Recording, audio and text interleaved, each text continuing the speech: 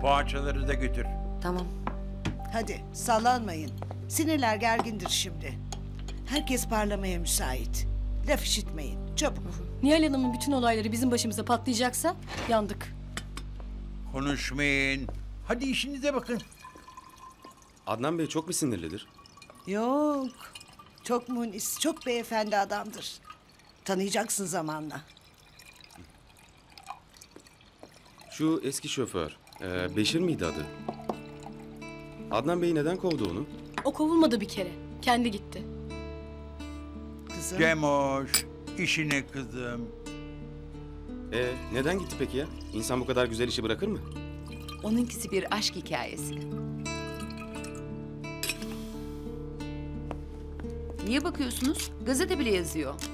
Ben söyleyince mi kabahat oluyor? Ya neyse canım. Beni ilgilendirmez zaten.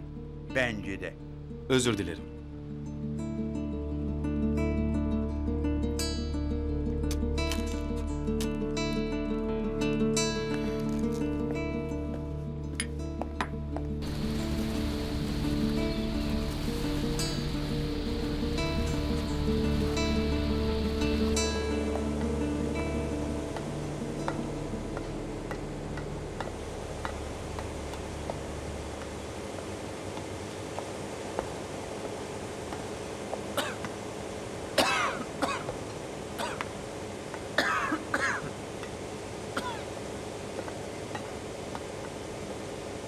Kolay gelsin. Meşgulseniz sonra geleyim. Yok söyle. Ne vardı? Ben şey diyecektim. Efendim ben biraz daha fazla sorumluluk almak istiyorum. İş seçiyorum diye düşünmeyin lütfen. Temizlik yapmaktan gocunmuyorum kesinlikle. Ama sabahtan bitiyor benim işim. Boş oturuyorum sonra. Sonra da vakit geçmiyor değil mi? Evet. Ufka bakmaktan yoruluyorsun. Kendini dinliyorsun sonra.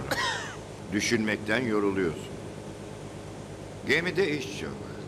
Bir düşüneyim bakayım sana uygun bir şeyler bul. Teşekkür ederim.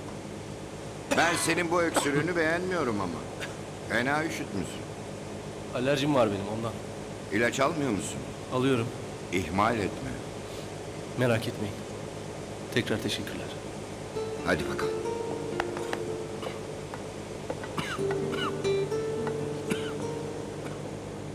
Kanalımıza abone olarak tüm videolardan anında haberdar olabilirsiniz.